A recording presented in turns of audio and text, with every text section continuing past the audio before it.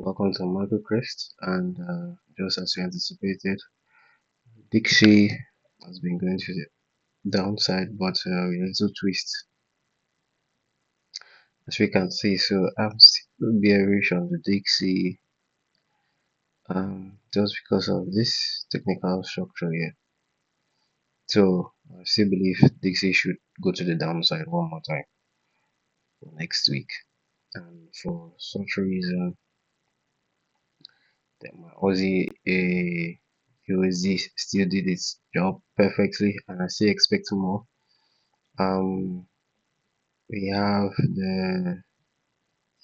the EU, so I still expect this. I still expect price to go higher before the drop. Okay, so NZD did a very wonderful job last week. It went exactly all the way to TP. So let's just watch out for that. And technically, let's start with indices. I've got my JPY 225, and it was wonderful, exactly as we anticipated the shot. Now we're in this longs that bounced off here, not exactly at my zone, regardless. So what we would expect next week is if there's a break here, I'll wait for the break, then I continue. But if there's a break to the downside, I might look for a position to sell off to come and play this low. So that is one. For two, I have my German 40, which is interesting. As anticipated, we talked about this short here, so I'll be looking at the longs next week. The market structure is not so clean because this is a low. There is no high. This is internal, right? But could this internal be a bearish push to the downside before a break? And if that is it, fine. We should go higher one more time, and we might look at that. I have the S&P 500. Yes, I was anticipating this short here. It fell close above this point. Yes, so I was like, okay, they should be longs. And then this grabbed this liquidity, and all of a sudden now we had structure to the upside. It was suicidal last week. So what I'll be anticipating is continuation to the upside. So that's it, because now this is what I'll look at is a high, this is a low. So we expect the price to continue higher. We have the Aussie card on the list, which we talked about it last week. We expect highs. Price went almost to my TP. Got close somewhere here. And this week, this is what we're looking at. I expect price to continue high due to card weakness. We have the Aussie Swiss. Now, this is a low. This is a high. This is a low. And this we expect price to continue before dropping. But if price should come to this point, I would like to long first. So use confirmation. And this, then we have um, BTC. So BTC did a good job on Monday, Tuesday. So we had this bearish leg as anticipated.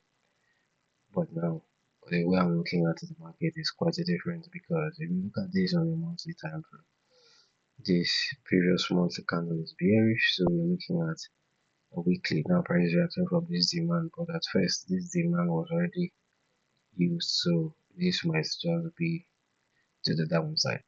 So what do? We look at the weekly supply. The first one is here, the second one is what we used last week. So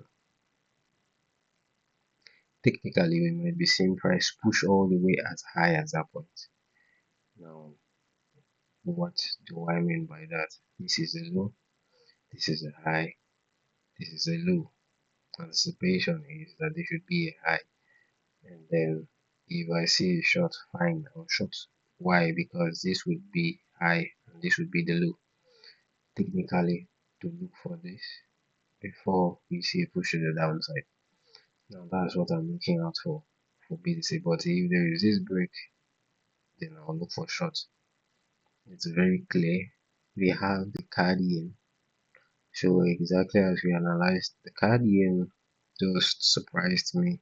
I expected one more push to the downside, but price went as high as taking this high.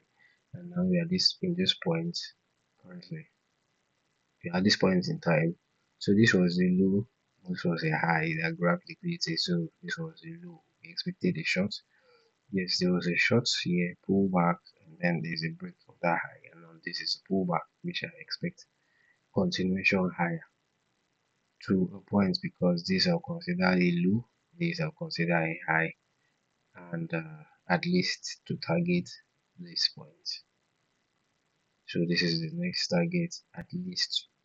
Why? Because one, it grabbed liquidity, so I'll consider it a bigger range inside there. We also have the UAD. So the analysis for the past week was about 70% accurate, which is fantastic. We had this high, we had this low, and I said that this is the first zone which we'll be looking at confirmation in this second zone, of which I had confirmations, which was this point break. And there was a buy here for me, and all of a sudden market took us out, which is okay. And then this is our range. So if we see a short opportunity early on Monday, there will be a good short here, and then we might look for confirmation here because of how the market is. I'm looking at euro weakness for the time being and Aussie strength. So if that doesn't hold, then we know that we are going to be taking this particular low because this is an overall bearish leg, and that's what we're seeing. The next one is Euro NZD, which fantastic. This wasn't exactly as anticipated, but the price came here. You know, okay, that NZD they hiked, so this was never on the list too long for me after the hike and the statement. So what we now have is that you should pull back and then short. But the question is, where are we shorting at? If you see the market is far behind this D1 supply, but if you see pullback, I would like to short it anyways. Or GBP AUD shorts. So this was the short I expected. I'm still hoping for that short. The longs happened, not bad, and price is reacting very carefully. It failed to close above this point, as we can see, looking at it from H1 4 hours and 1 hour. Price was supposed to continue higher, but now it's going lower. So technically, it might see a push here and then very beautiful shots to the downside. G card. If you look at this on weekly, it's massively bullish. So I expected price to go lower on last week. It failed to go lower. It's just ranging. So one thing is that it closed. They failed to close above and it brought you to downside. So technically, you might see a short. Technically, you might see a short. So that's for the G card. Uh, G Swiss is also bullish. Quite interesting. Previous weekly candle is bullish and a beautiful move is here. We had a break here. So technically, we are now bullish. Now, if we look at this, we can consider this a low, consider this a high, then this is our low that we are looking for a high. And if that's the case, this is the internal. The last point that broke structure, so this is liquidity in my opinion. In my opinion. So I know that is a long-term target, maybe to the end of the year. And for such reason, it means we might see price pull all the way down before we long. So, but I'll be looking at longs. And while looking at longs, I would like to see short. If I see an opportunity to short the Swiss, the pound against the Swiss then belongs later. So that's the opinion I have. You have the GBP and ZD. Now, if you look at the GBP and ZD is bullish, no doubt, because of this break. So let's take a look, and we have our demand here. Looking at the daily, you can see technically that this is a high, this is a low. Now this is technically a high, and be looking for price to pull up and come down here. This is due to NZD strength, not because of pound weakness. So this is a zone, our entire zone.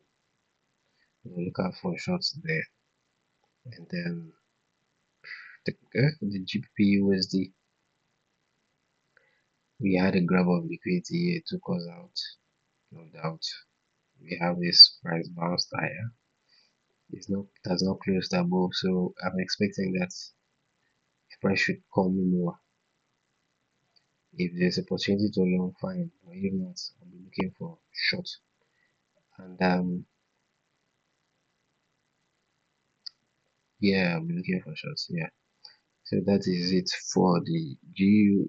Then technically, I was looking at NJ. NJ seem interesting because it is bullish. Yes, it is bullish, but price is reacting at this supply zone, and the market closed last week. It was bullish also. So if we assume that there is a D1 demand below, which is this, then we might look for a short opportunity to this point. And what do we have? Price is reacting from our higher time frame supply. So if you can take a little short, you have to wait for confirmation.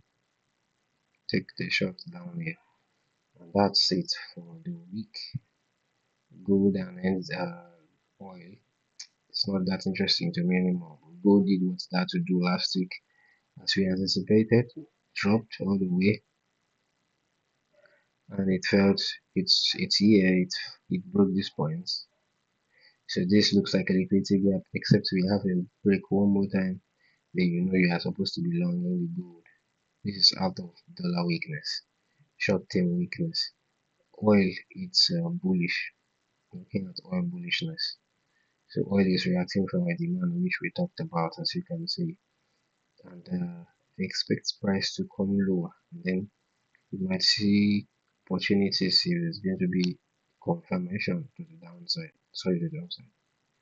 That's all.